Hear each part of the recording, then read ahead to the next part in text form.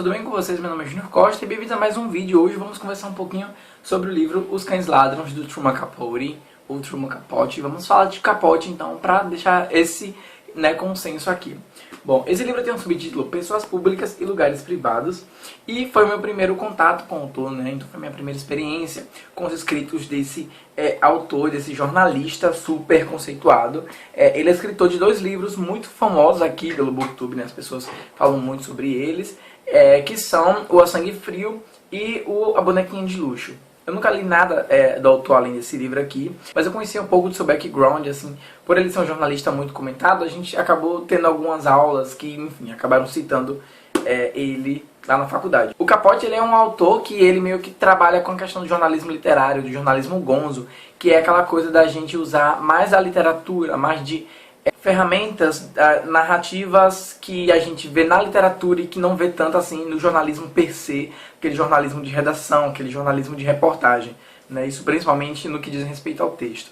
Esse livro aqui é bacana porque ele é não ficção e a gente vai ter então entradas nas memórias do autor, Algumas memórias aqui vão meio que se mesclar com o narrador, então a gente não sabe se é o narrador mesmo que ele criou ou se é o próprio Capote falando, mas enfim, acredito que seja o Capote. Esse livro aqui a gente vai acompanhar então as viagens do narrador em vários países, seja pela Europa, alguns países da África, na América Central, enfim. Bom, como os pais do Capote eram separados, ele meio que desde cedo foi jogado de um lado para o outro. Então, assim, isso meio que foi, moldando seu caráter, digamos assim, porque ele aproveitou esse clima, essa atmosfera e acabou incrementando a sua vida, De que forma? Porque ele meio que se desprendia do local onde ele morava, mas ele ainda tem um certo apreço por Nova York. Bom, uma das coisas mais bacanas desse livro aqui, com certeza, é o prefácio.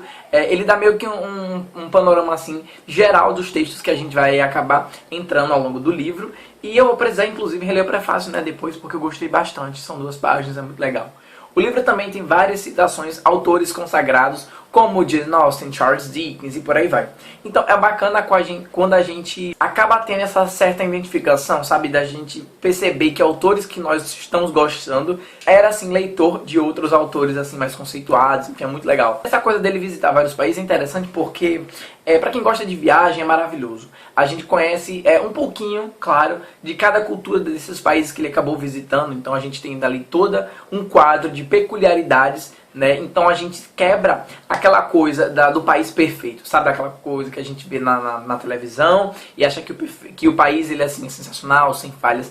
E não, o livro mostra que não, realmente as pessoas são muito, muito diferentes, mas com muitas falhas são humanas, digamos assim. O autor fala uma coisa muito interessante sobre a infância, e eu particularmente tenho essa ligação muito com essa fase da vida, porque quando eu morava no bairro antigo, no bairro aqui na minha cidade, eu adorava passar horas brincando com os meus amigos até tarde, e tudo era assim motivo de fazer com que a minha imaginação meio que se aflorasse. E ele fala aqui na página 132. Na infância somos sensíveis ao mistério, caixas trancadas, sussurro atrás de portas fechadas, algo que se move entre os ramos, no alto da árvore, e o espreita entre um poste e outro da rua. Mas quando crescemos, tudo é explicado e a capacidade de inventar sustos agradáveis definha. Que pena, paciência. Durante a vida inteira deveríamos crer em hotéis mal assombrados. Então é aquela coisa, quando a gente é criança, a gente acha que tudo pode ser um castelo, pode ser uma fortaleza, enfim. Eu particularmente retorno ao bairro que eu morava, eu vejo que tudo ali era pequeno, tudo era compacto. E na época, na minha cabeça, as coisas eram muito grandes, eram, calçadas altas, muros altos, enfim. Então, quando o autor fala dessa retomada da infância, eu me senti meio que acolhido, assim. A segunda parte do livro já é um pouco diferente. A gente vai passar mais ou menos metade dessa obra acompanhando uma companhia de teatro que está indo para a Rússia apresentar a sua peça, com protagonistas, com personagens negros, o que é muito bacana.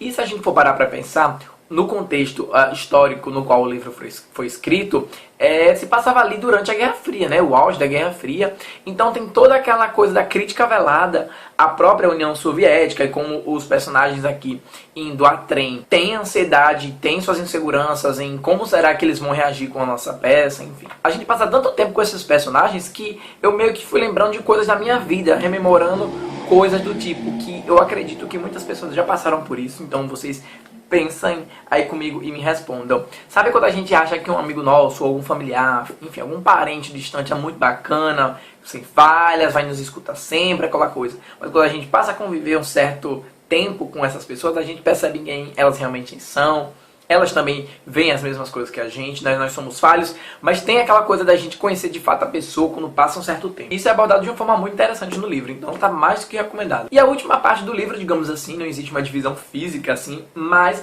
a gente vai acompanhar alguns perfis, alguns mini perfis de personalidades que o Capote, né, acabou tendo contato, como Marlon Brando, que a gente tem meio que umas informações sobre a Marilyn Monroe, enfim. Então assim, essa última parte do livro é mais explicativo, mais falando sobre cinema, então quem gosta da temática talvez vá aproveitar bastante esse livro. Bom, e o final, né, os últimos capítulos aqui, na verdade o último capítulo mesmo, se chama Autorretrato, e aqui a gente vai ter então digamos, uma mini entrevista, e aí eu não sei se foi erro da editora, se é o Capote que inventou isso, não sei. Mas algumas perguntas, aliás, todas as perguntas, elas não têm identificação, então a gente não sabe se foi um repórter que perguntou, que escreveu, se foi, enfim, uma editora, alguma coisa. Ou se foi o próprio autor que reuniu essas perguntas mais gerais, o que talvez as pessoas perguntem sempre, e ele resolveu colocar na sua obra. São perguntas assim com um caráter muito mais pessoal, então assim, se ele tinha pretensão em se envolver com política, um medo que ele tinha, enfim. A gente conhece mais do lado humano, né, do Capote pessoa. E essa parte foi muito interessante pra mim, porque eu me identifiquei com vários dos pensamentos que ele tem, então vários posicionamentos políticos eu acabei me correlacionando, então foi muito bacana. Bom, e ressalvas que eu tenho sobre esse livro, na verdade tem uma em específico sobre a edição. Eu acredito que aqui no Brasil a gente só tenha da LPM Pocket essa obra, e os erros foram o seguinte: eu achei alguns erros ortográficos, algumas repetições de palavras. Não é nada assim muito que vá comprometer a compreensão do texto, mas acho bacana deixar registrado. O segundo ponto é em relação ao próprio Capote, quando ele está falando sobre as viagens, né? Então ele sempre estava ali dentro de hotéis, bem perto enfim, de famosos, e aí eu não sabia de onde vinha esse dinheiro. Em nenhum momento ele explica aqui de onde vem esse dinheiro para ele pagar todas as coisas ali que ele está gastando e tal. Eu não sei se na época que esse livro estava sendo escrito, já porque, pelo que eu vi aí na internet, ele demorava muito para escrever seus livros, se ele já era o Capote, entendeu? O escritor Truman Capote. Mas enfim, tirando isso, é um livro muito bacana, muito interessante, para quem nunca tenha lido nada do autor e tem curiosidade, e assim como eu não quis começar por livros digamos, maiores, mais densos dele, né? Vocês sabem que eu tenho isso. Fica aqui a minha recomendação de um livro muito bacana, um livro que não é tão longo, ele tem 365 páginas. E é isso, gente, com uma narrativa muito fluida, né? A narrativa, assim, de romance mesmo, né? Não tem nada de jornalístico. E é isso. Tem alguma recomendação do gênero, e eu tô me descobrindo fã de livros que trazem entrevistas. Eu fiz um vídeo recentemente aqui no canal sobre o livro da Clarice, né? Entrevistas com a Clarice, né? Clarice Lispector. E eu adorei. Então, assim, se vocês tiverem algum livro aí que vocês amam de entrevistas, deixa aqui nos comentários pra mim também. Bom, gente, então é isso. Se vocês gostaram do vídeo, clica no gostei, se inscreve aqui no canal. As redes sociais estarão lá embaixo. E é isso. Até a próxima. Tchau.